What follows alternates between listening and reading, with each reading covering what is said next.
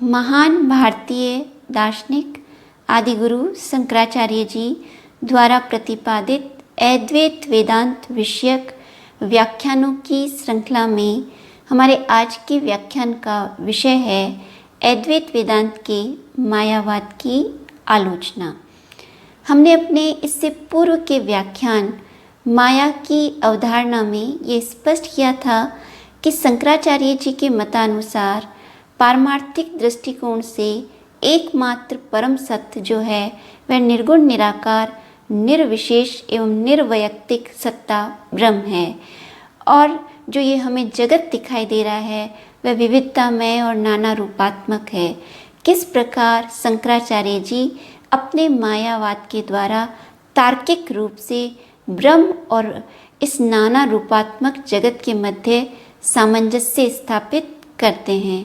शंकराचार्य जी ने तार्किक रूप से मायावाद की स्थापना करते हुए ये स्पष्ट किया था कि परम सत्ता जो पारमार्थिक सत्य है वह एकमात्र ब्रह्म है, किंतु माया के कारण यह हमें जो नाना रूपात्मक विविधता में प्रपंचात्मक जगत जो है वह इस माया के द्वारा ही आभासित या प्रतीत हो रहा है। विशिष्टाद्वैतवाद के जो प्रतिपादक रामानुजाचार्य हैं उन्होंने शंकराचार्य जी के मायावाद की आलोचना की है, और उन्होंने आलोचना करते हुए ये स्पष्ट किया है कि जो शंकराचार्य जी द्वारा प्रतिपादित जो मायावाद है वह तार्किक रूप से तर्कसंगत नहीं है।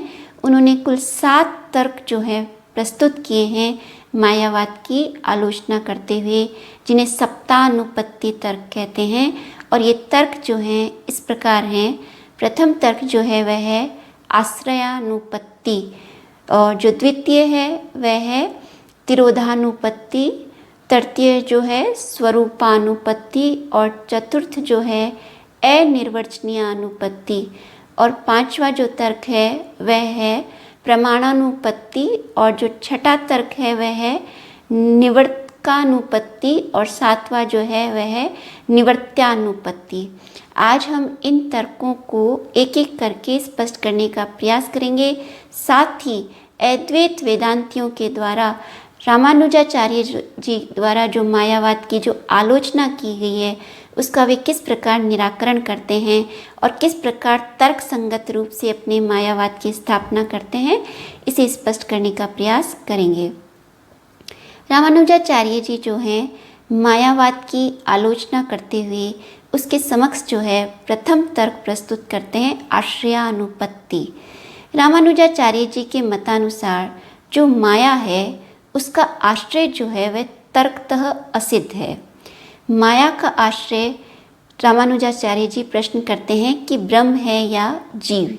यदि ब्रह्म को माया का आश्रय माना जाए तो जो ब्रह्म है वह उसकी अद्वैतता जो है खंडित हो जाएगी, और जो है माया यदि ब्रह्म में निवास करती है तो माया ब्रह्म के अतिरिक्त हमें किसी अन्य सत्ता को स्वीकार करना पड़ेगा।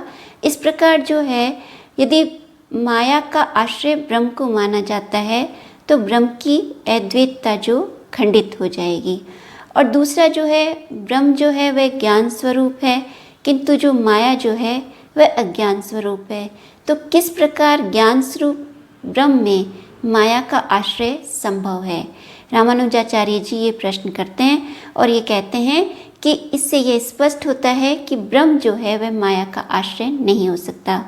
अब यदि जीव को माया का आश्रय माना जाए तो रामानुजाचार्य जी का मत है कि जीव भी माया का आश्रय नहीं हो सकता, क्योंकि माया जो है जीव जो है वह माया का कार्य है, अतः जो कार्य है वह उसमें माया कैसे निवास कर सकती है।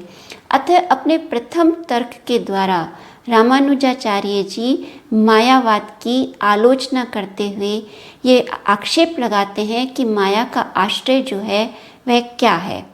शंकराचार्य जी और वेदांत के जो समर्थक हैं इस तर्क का समाधान करते हुए स्पष्ट करते हैं कि जो माया का जो आश्रय है वह ब्रह्म है। जो माया जो है वो किस में निवास करती है? ब्रह्म में ही। किंतु ब्रह्म में ही निवास करते हुए माया जो है ब्रह्म को उसी प्रकार प्रभावित नहीं करती है जिस प्रकार एक जादूगर की जादुई सत्ता उसे प्रभावित नहीं करती। जादूगर अपनी जादुई छड़ी के द्वारा विविध जो खेल है वह प्रदर्शित करता है दर्शकों के समक्ष, किंतु वह स्वयं जो है उससे अप्रभावित रहता है। जिस प्रकार जादूगर अपनी जादुई छड़ी के द्वारा नाना रूपात्मक विभिन्न प्रदर्शन करता है किंतु वह स्वयं उससे अप्रभावित रहता है, उसी प्रकार पर ब्रह्म जो परम सत्ता है, पारमार्थिक सत्य है, ब्रह्म जो है वह अपनी इस माया शक्ति के द्वारा ही इस नाना रूपात्मक विविधता में प्रपंचात्मक जगत को अभिव्यक्त करता है, किंतु वह उससे किसी भी प्रकार प्रभावित नहीं होता। माया जो है वह ब्रह्म की उपाधि मात्र है। जो रामानुजाचार्य जी ने जो दूसरी आलोचना की है मायावाद की, वह जो है वह है तिरोधानुपत्ति। तिरोधान यानी आवृत करना यानी ढकना। रामानुजाचार्य जी का आक्षेप है कि जो माया जो ब्रह्म को तिरोधान करती है, यह अद्वैत वेदांत का मत जो है वह तर्कसंगत नहीं है, क्योंकि जो ब्रह्म है वह ज्ञान स्वरूप और स्वप्रकाश है और जो माया है वह अज्ञान स्वरूप है।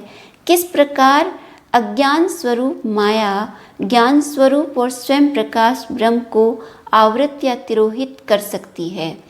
क्योंकि रामानुजाचार्य के मतानुसार माया द्वारा ब्रह्म को तिरोधान करना उसी प्रकार असंभव या हास्यास्पद है जिस प्रकार अंधकार के द्वारा प्रकाश को तिरोहित करना। इस प्रकार इस तर्क के आलोचना के माध्यम से रामानुजाचार्य जी ये स्पष्ट करते हैं कि माया का तिरोधान यानी माया जो है माया के द्वारा ब्रह्म का जो तिरोधान है वह अनुचित है। अद्वैत वेदांतियों ने रामानुजाचार्य जी द्वारा जो ये आलोचना की गई है उसका समाधान करते हुए वे स्पष्ट करते हैं कि जिस प्रकार जो सूर्य है वह संपूर्ण जगत को प्रकाशित करता है, लेकिन कई बार हम देखते हैं जब बादल आ जाते हैं तो सूर्य का प्रकाश हम तक नहीं आता। सूर्य अपनी जगह प्रकाशमान है, किंतु बादलों के आवरण के कारण कुछ समय सूर्य इस संपूर्ण चराचर जगत को प्रकाशित नहीं करता। इससे यह स्पष्ट नहीं होता कि जो है बादल जो है सूर्य के स्वरूप को वास्तविक रूप से आवृत या ढक देते हैं, ये कुछ समय के लिए हमें प्रतीत होता है। उसी प्रकार जो अज्ञान स्वरूप माया है वह ब्रह्म के वास्तविक स्वरूप को कभी आवृत नहीं कर सकती, किंतु अज्ञान के कारण यह प्रतीत होता है कि वह उसके वास्तविक स्वरूप जो सच्चिदानंद स्वरूप है उसको आवृत कर देती है और उसके स्थान पर नाना रूपात्मक जगत को अभिव्यक्त करती है। रामानुजाचार्य जी ने जो मायावाद के विरुद्ध जो तीसरा तर्क प्रस्तुत किया है वह तीसरा तर्क जो है स्वरूपानुपत्ति है। स्वरूपानुपत्ति में रामानुजाचार्य जी मायावाद के समक्ष ये प्रश्न करते हैं कि जो माया का स्वरूप है वह किस प्रकार है, अर्थात माया भाव रूप है या अभाव रूप। रामानुजाचार्य जी का मत है कि यदि माया भाव रूप है तो माया जो है यदि भाव रूप है तो उसके अंदर उसका कभी निराकरण नहीं हो सकता, क्योंकि जो भाव रूप है उसका कभी निराकरण नहीं किया जा सकता। और यदि माया जब अभावात्मक है तो वह किस प्रकार नाना रूपात्मक जगत को अभिव्यक्त करती है। अतः रामानुजाचार्य जी स्वरूपानुपत्ति तर्क के द्वारा मायावाद की आलोचना करते हुए मायावाद के समक्ष ये प्रश्न उपस्थित करते हैं कि माया भाव रूप है या अभाव रूप। यदि माया को भाव रूप माना जाए तो कभी भी इसका निराकरण नहीं हो सकता, और यदि माया को अभाव रूप माना जाए तो उसके द्वारा इस नाना रूपात्मक प्रपंचात्मक जगत की अभिव्यक्ति संभव नहीं है। अद्वैत वेदांतियों ने आदि गुरु शंकराचार्य जी ने इस मायावाद के विरुद्ध जो ये आलोचना या आक्षेप प्रस्तुत किया है उसका निराकरण करते हुए स्पष्ट किया है कि माया भाव रूप है, किंतु भाव रूप होते हुए भी माया जो है उसको माया का जो स्वरूप जो है वह भाव रूप है, किंतु वह ब्रह्म जो है इस भाव रूप माया से किसी भी प्रकार से प्रभावित नहीं होता है।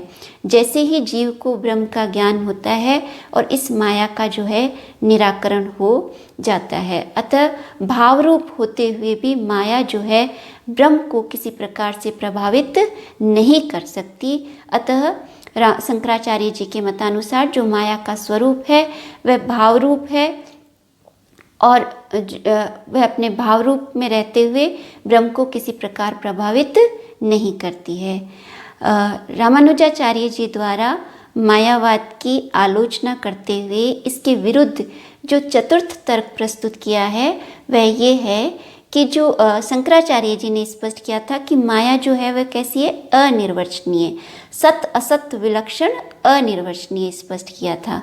रामानुजाचार्य जी कहते हैं कि जो ये अनिर्वचनीय अनुपत्ति है, इस तर्क के माध्यम से वे स्पष्ट करते हैं कि माया के लिए जो ये अनिर्वचनीय कहा गया ये तर्क संगत नहीं है, क्योंकि जगत में किसी भी विषय वस्तु की व्याख्या या तो सत्य के माध्यम से की जा सकती है, अर्थात या तो उस वस्तु का अस्तित्व है या उसका अस्तित्व नहीं है। अर्थात किसी भी विषय वस्तु की व्याख्या की केवल दो ही कोटियाँ हो सकती है, या तो वह सत स्वरूप है या असत स्वरूप। किंतु शंकराचार्य जी तो माया को न तो सत स्वरूप कहते हैं, क्योंकि सत्य जो है, पारमार्थिक सत्य जो है वह एकमात्र जो है ब्रह्म है, जिसका तीनों कालों में बाध नहीं किया जा सकता। शंकराचार्य जी कहते हैं कि माया असत भी नहीं है, क्योंकि उसके द्वारा नाना रूपात्मक जगत की अभिव्यक्ति होती है। माया को जो हम सत्य और असत भी नहीं कह सकते, क्योंकि किसी भी वस्तु को सत्य और असत एक साथ कहना आत्मविरोधी है, और न ही माया को न सत्य और न असत कहा जा सकता, अतः वह अनिर्वचनीय है। अतः इस तर्क के माध्यम से, चतुर्थ तर्क के माध्यम से, जहाँ रामानुजाचार्य जी मायावाद का आक्षेप करते हुए ये स्पष्ट करते हैं कि इस जगत में किसी भी विषय वस्तु की व्याख्या के दो ही कोटियाँ हो सकती है, सत्य और असत।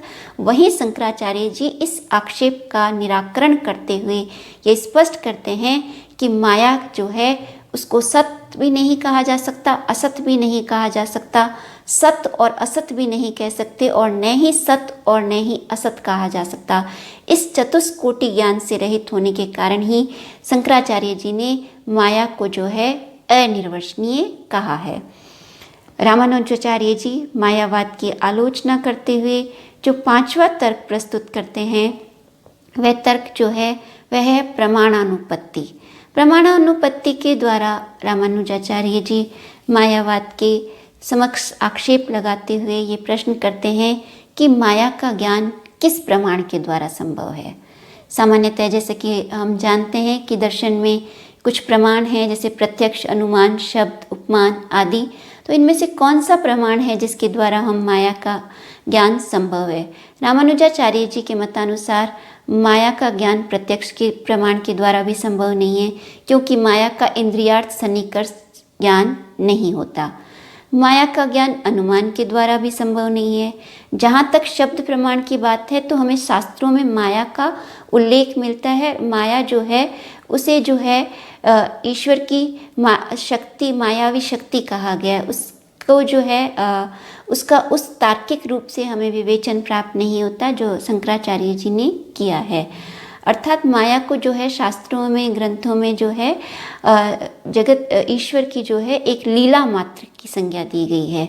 तो रामानुजाचार्य जी कहते हैं कि न तो प्रत्यक्ष प्रमाण के द्वारा और न ही अनुमान प्रमाण के द्वारा और न ही शब्द प्रमाण के द्वारा माया की सत्ता को प्रमाणित किया जा सकता। अतः माया का प्रमाण क्या है, माया के अस्तित्व का प्रमाण क्या है, किस प्रकार माया का ज्ञान होता है?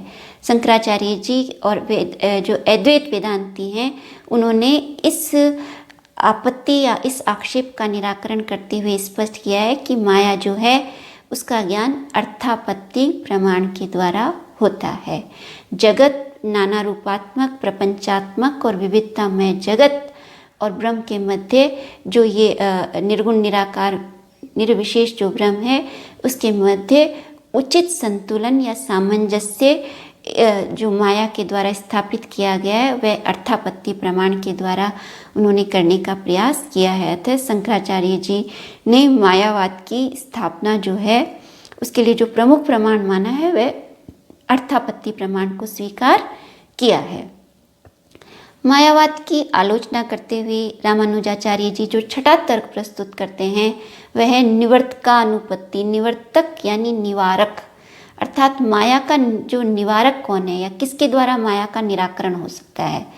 रामानुजाचार्य जी का मत है कि माया का जो निवर्तक है वह ब्रह्म नहीं हो सकता, क्योंकि जो ब्रह्म है वह कैसा है, निर्गुण निराकार निर्विशेष, और जो निर्गुण निराकार निर्विशेष है वह कभी भी ज्ञान का विषय नहीं हो सकता।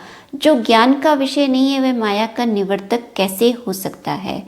अतः निवर्तकानुपत्ति के द्वारा रामानुजाचार्य जी ये स्पष्ट करते हैं कि माया का कोई निवर्तक नहीं हो सकता। किंतु शंकराचार्य जी और अद्वैत वेदांतियों ने रामानुजाचार्य जी की इस आपत्ति का निराकरण करते हुए स्पष्ट किया है कि जो ब्रह्म है वही माया का निवर्तक है। ब्रह्म विषय रूप नहीं है, अपितु विषय रूप में है, और विषय रूप में जो ब्रह्म है वही इस माया का जो है निवर्तक है।